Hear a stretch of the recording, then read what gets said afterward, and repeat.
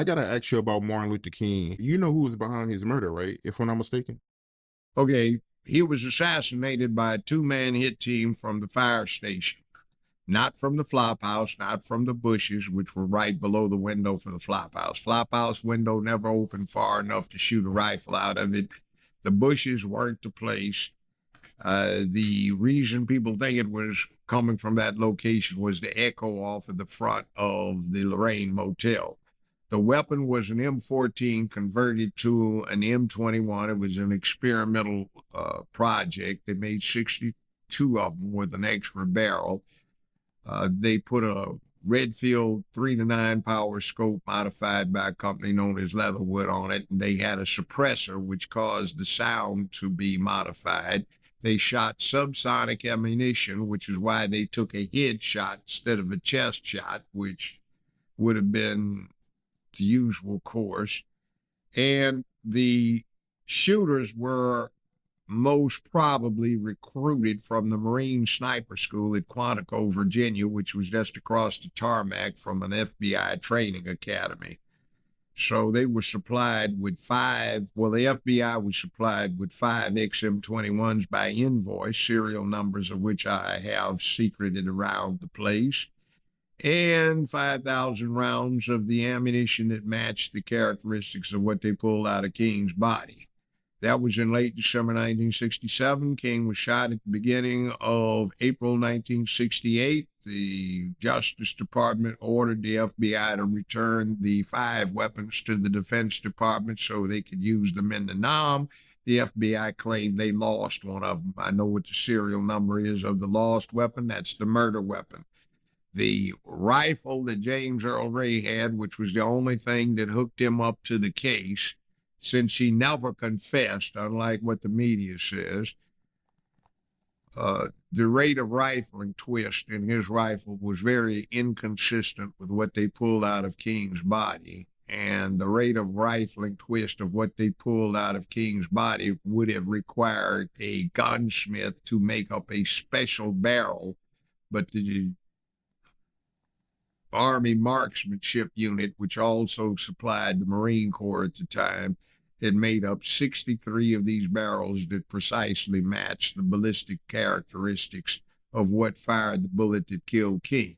They took a head shot because the velocity of the bullet had been reduced to be subsonic, so the bullet arrived there after the sound instead of the bullet exceeding the speed of sound and getting there first, which is what it is, but that reduced the energy of the bullet. Instead of a 162 grain bullet moving at 2,700 feet per second, which has about 2,500 foot-pounds of energy, you have that same 162 grain bullet moving at 1,100 feet per second, which makes it a pistol bullet with about 380 foot-pounds of energy. So instead of shooting him with a solid torso shot at about 45 yards, which would have been non-survivable with a 30 caliber rifle at that range with soft point ammo, they took a headshot and they almost missed. They hit him in the cheek. It took out his upper right molars, ripped his tongue off,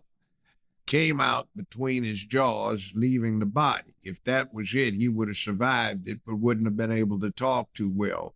It hit his clavicle, deflected along the clavicle under this tough neck skin, went over his shoulder and down across the back, which is not unusual with a rifle bullet. Oftentimes, the victim has a bullet hole here and one straight out back. You think the bullet went straight through him.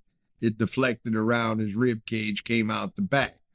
So what wound up happening is when it went back in, it wrecked the carotid artery complex on the right. He bled out in about 15, 20 seconds up there on the balcony. Since the wound basically was internal, the blood went inside and didn't spew all over the place. So he didn't die in the hospital. He didn't make it off the balcony.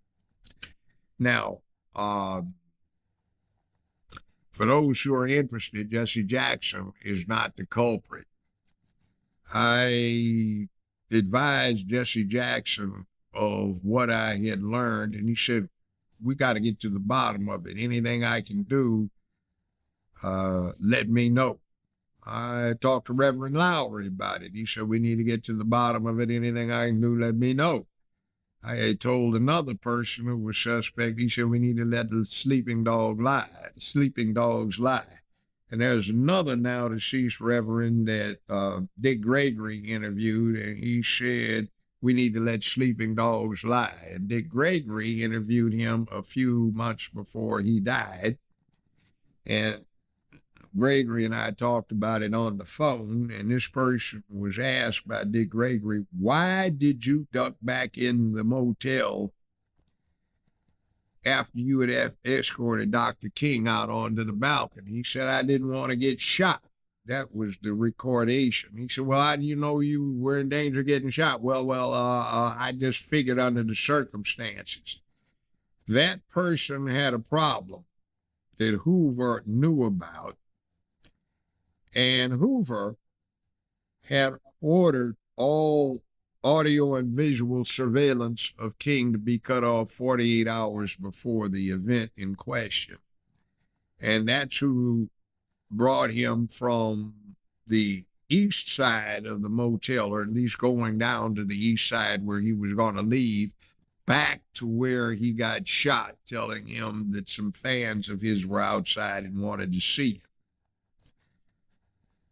Now, it wasn't peaceful here. There were those who wanted King to come, those who said he didn't need to come, the locals could handle it, and then some of the locals that said that their sponsors did not want King here. So it was a big, real mess. I know there was an NAACP meeting, and the person that was NAACP attorney at the time, who was one of my mentors, the late Judge Otis Higgs, indicated that he had to jump under a desk because the Negroes pulled pistols on each other at that NAACP meeting over the issue of whether King was supposed to come or not. King was supposed to be staying at the Rivermark Hotel, which was the flagship for the Holiday Inn, but they moved him to the Lorraine Motel, which was a whorehouse. It was an hourly rate hotel. It was on the whole track, and it was rampant prostitution in there, and it was what it was. I know that because I knew the owner. And matter of fact, myself and some other people had several meetings with him. He was going to sell the Lorraine Motel, and it was my suggestion to make a museum out of it. And then A.W. Willis drew up the paperwork, and he was a damn good attorney, and he had been one of those who got some of the film that had to deal with Emmett Till's body down in Mississippi out of the state and to the governor of Illinois, along with a lawyer named Russell Sugarman, both of them now dead. But anyway, A.W. finished up all the paperwork, got back to his office, and collapsed and died 4 days later. So here's what it is, but that's the story of the Lorraine Motel. By the way, the Memphis Homicide Squad for MPD, Memphis Police Department, was adamant that Ray was not the gunman. Ray wasn't even in Memphis on the day in question. But the prosecutor's office was adamant that they were going to charge it. Now, they keep saying self-confessed killer of King.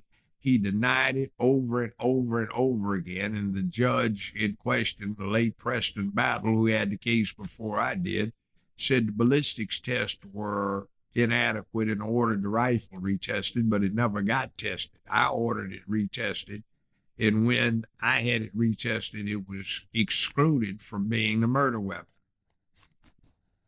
But we found out later that the FBI had been supplied with weapons that were identical in characteristic to what actually did kill King. So there you go. And J. Edgar Hoover, by the way, was a black man passing for white. If you ever see any early pictures of him, there's no question of what he is. And he and his family got run out of Louisiana by the Klan for passing for white, and he hated the Klan for the rest of his life. Wow, we whoopee. That help? End of story.